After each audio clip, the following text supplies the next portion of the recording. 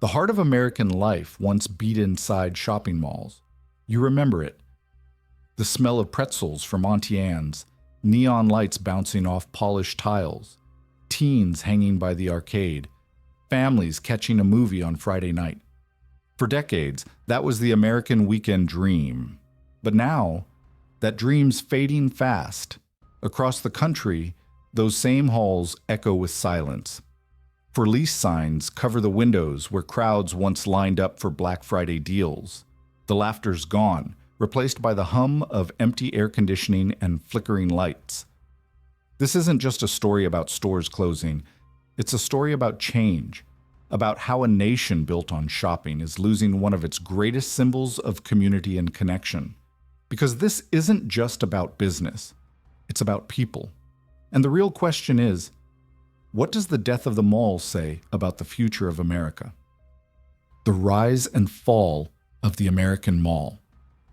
The American mall wasn't just a place to shop. It was a symbol of everything the post-war dream stood for. Back in the 1950s and 60s, when suburbs were booming and highways connected every new neighborhood, malls became the heart of those communities.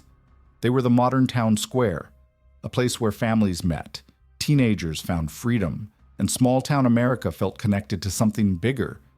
By the 1980s and 90s, malls weren't just popular, they were iconic. The music, the fashion, the food courts, it all defined a generation. Friday nights under fluorescent lights, payphones ringing, kids spending their allowance on cassette tapes and frozen yogurt. It was a culture, a lifestyle, a rhythm of American life. But nothing lasts forever. The 2000s brought change, and the change came fast. The rise of e-commerce started quietly, then exploded with Amazon. Online shopping gave people convenience, two-day delivery without ever leaving the couch. And as smartphones became part of everyday life, the need to walk through a mall started to fade. Foot traffic dropped. Anchor stores like Sears, JCPenney, and Macy's began shutting down one after another. Those once vibrant halls became darker, quieter. Whole sections were left abandoned, sometimes overnight. The truth is, the decline of malls isn't just about technology, it's about economics and lifestyle. As costs of living soared, middle-class spending power shrank. Wages didn't keep up with rent, gas, or groceries, so shopping became less of a pastime and more of a luxury. The mall, once the symbol of abundance, now felt out of reach for millions. And when the pandemic hit, it was like the final blow. Stores that were already struggling couldn't survive months without customers. Mall owners defaulted on loans, food courts shut down, and security lights flickered over empty parking lots that once overflowed during the holidays.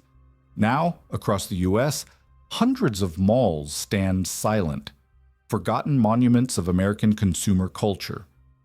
Vines crawl up cracked concrete, the wind whistles through broken doors, and the only sound left is the echo of what used to be. For many Americans, the loss runs deep. These weren't just buildings. They were part of their lives. First dates, prom nights, family photos, all tied to a place that no longer exists. The mall was never just a market.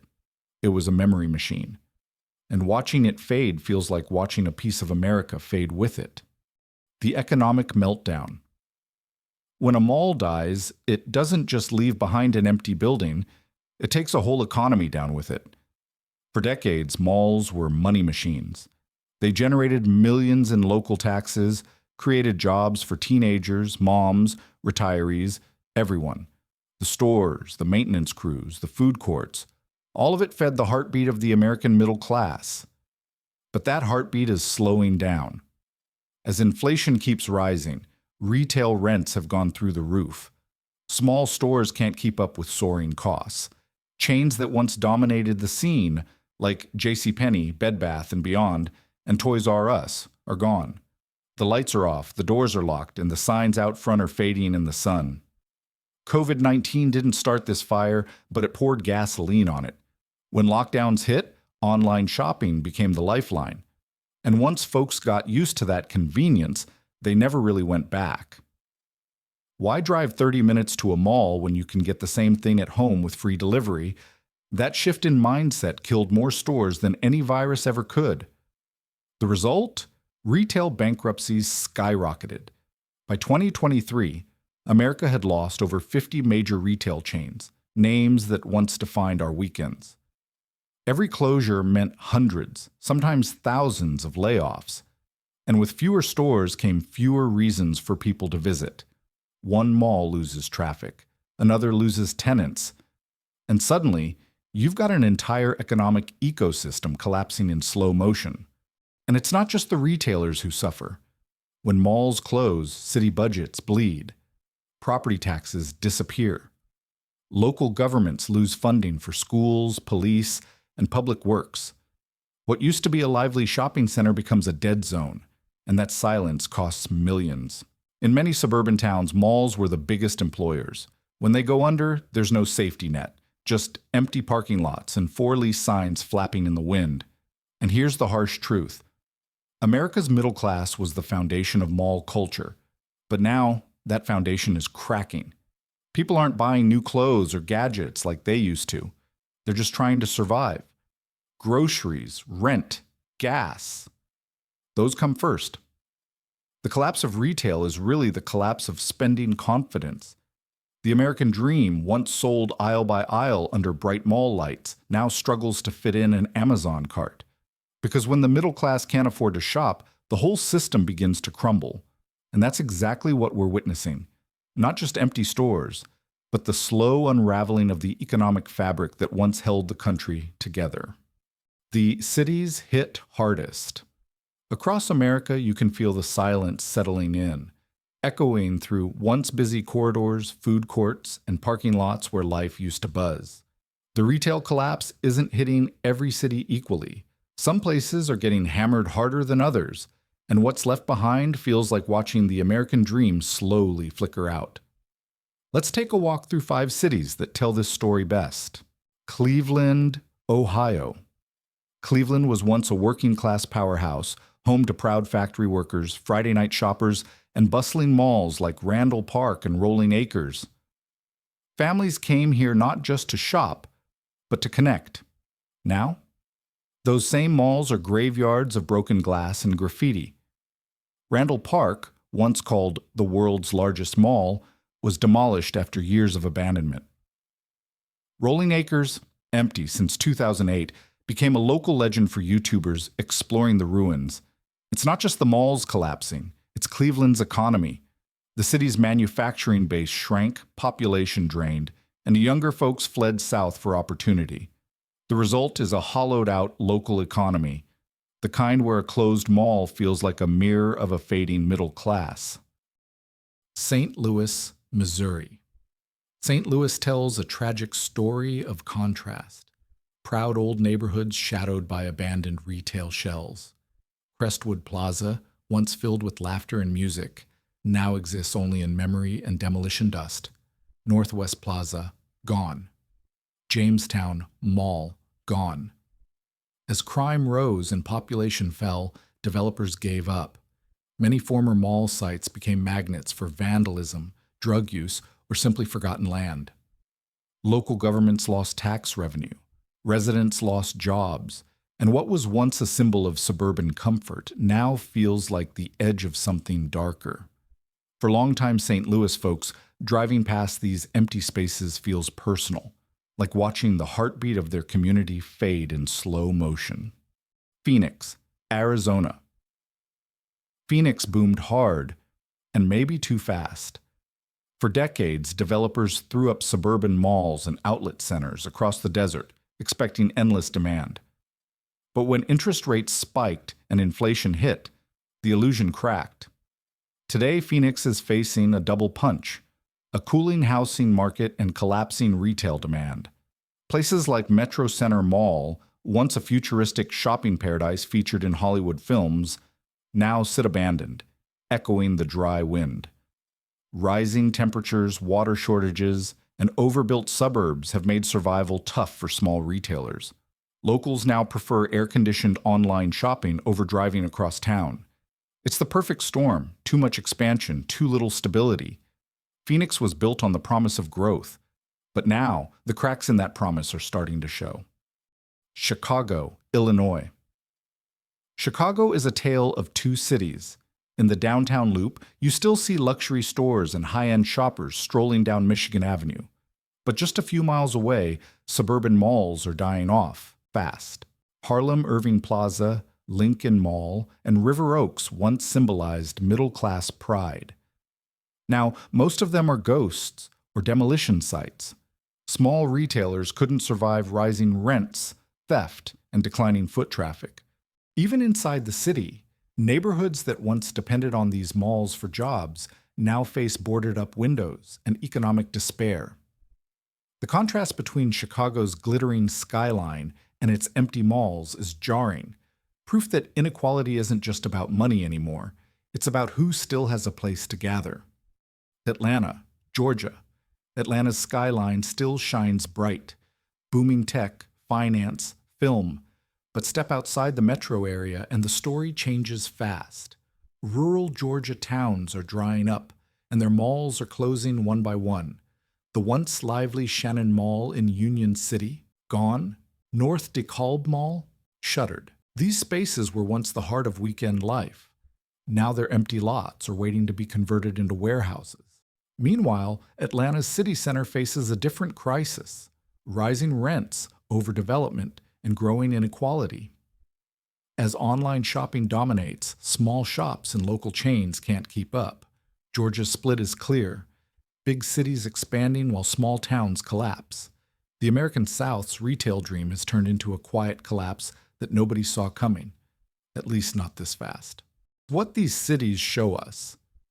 These 5 cities aren't just points on a map. They're symbols of a national unraveling. Each one represents what happens when an economy built on consumption runs out of consumers. In Cleveland and St. Louis, the collapse feels like nostalgia turned sour, memories of a golden age fading into dust. In Phoenix, it's a warning. Growth without balance leads to fragility. In Chicago, it's inequality laid bare. And in Atlanta, it's the proof that the American South isn't immune to the same slow decay that's hitting the Rust Belt. When malls die, they don't just take away jobs or stores. They take away community. They erase the meeting spots, the laughter, the sense of belonging. And what's left are parking lots of silence, vast, empty spaces where the American middle class once went to feel alive. The human side of the collapse. Behind every shuttered store and boarded-up mall, there's a story, a face, a family trying to make sense of how the world changed so fast. Because when the retail apocalypse hits, it doesn't just close buildings. It closes chapters in people's lives. Think about the mall janitor who spent 20 years sweeping the same halls. He knew every shop owner by name. Now, those bright lights are off, the floors are dusty, and his paycheck is gone. He's not just out of work, he's out of rhythm. The place that gave his day's purpose is gone. For decades, malls were the social glue of American life, a place where generations mixed, where the local economy met community spirit. Losing that isn't just losing business, it's losing belonging. Sociologists call it the death of the third place. Home is the first place, work is the second, and malls used to be the third, where people gathered without needing a reason. Churches, parks, bowling alleys, diners, those places used to bind America together. But now, even those are fading. And when people lose those third places, something else disappears. Connection, community, hope. Suburbs that once thrived on the mall economy now sit in quiet decline. Local diners that served mall workers have closed too. The ripple spreads. One job loss becomes 10. One closed store becomes an empty town square. This isn't just about Amazon or online shopping. It's about how technology, inflation, and automation have rewritten the map of daily life. Where people once met face to face, they now scroll through screens. Where malls were the heartbeat of Friday nights, silence has taken over. One former mall worker put it best: "You can rebuild stores, but you can't rebuild memories." That line hits hard because it's true. America can convert old malls into apartments, warehouses, or data centers, but it can't bring back what those places meant. The collapse of retail isn't just an economic shift, it's a cultural one. It's the story of millions of Americans realizing that the places they grew up in, the places that shaped their childhood, might never come back. Reinvention or ruin. The death of the American mall isn't the end of the story. Across the country, cities are staring at the same question. What do we do with these empty giants? Some have chosen despair, others rebirth. Take Austin, Texas. What was once the Highland Mall, filled with shoppers, music, and food courts, is now a college campus. Classrooms stand where shoe stores once sold sneakers. Students walk past escalators that used to hum with weekend crowds. It's a rebirth, not of retail, but of purpose. In Cleveland, Ohio, one abandoned mall became a massive health center. Where mannequins once stood, doctors now save lives. It's poetic. A dead mall helping a community heal. And over in Los Angeles, some malls have been reborn as open-air lifestyle centers. Less fluorescent lights, more green space, fewer food courts, more farmers markets. It's the new version of American shopping, leaner, digital, experience-driven. But not every story has a happy ending. For every mall that finds a second life, there are 5 sitting in silence. Developers hesitate, cities lack funds, and investors see more value in demolition than transformation. And even when reinvention happens, it comes at a price. Turning malls into apartments or Amazon warehouses may sound like progress, but it also erases local jobs. The retail clerks, the maintenance crews, the teens working summer shifts, all replaced by robots and logistics systems. Still, some communities are getting creative. In Burlington, Vermont, an abandoned mall was redesigned as a mixed-use hub, combining housing, offices, and public green spaces. Locals say it feels like a new downtown. In Phoenix, Arizona, dying malls are being converted into tech offices and data centers. The irony? The same technology that killed retail is now moving into its corpse. It's a strange cycle, a symbol of how America reinvents itself, even while mourning what it's lost. But there's another side to this: nostalgia. For many Americans, seeing a mall demolished hits different. It's not just concrete, it's memories. It's where kids lined up for movie premieres, where teens shared their first date, where parents spent entire weekends. And when that space becomes a parking lot or warehouse, it feels like part of the American dream has been bulldozed too. Still, not all hope is lost. A new generation is asking, what if we don't need malls to shop, but we still need them to gather?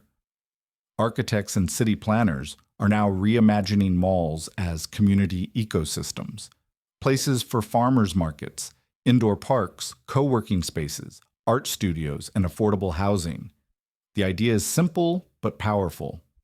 If malls once brought people together for consumerism, maybe now they can bring people together for community. But that transformation takes vision and money. And with a possible recession on the horizon, not every city will make it. Some malls will evolve, others will vanish. Either way, the landscape of America's heartland will never look the same again. Because the story of the mall, its rise, fall, and rebirth, mirrors the story of America itself. Built on dreams, fueled by growth, brought down by change, and maybe, just maybe, ready to rise again. The end of shopping malls isn't just about stores closing, it's about the end of an era. For decades, malls were the heartbeat of American towns. Friday night lights, first dates, summer jobs, and family outings all lived under one roof. And now, silence. Empty parking lots, flickering lights, and for lease signs. But maybe this isn't just loss. Maybe it's a chance to rethink what our communities need. Cities are learning to reinvent these spaces, turning them into housing, parks, schools, and tech hubs. The malls may be gone, but the opportunity to connect, grow, and build something new remains. Think about it.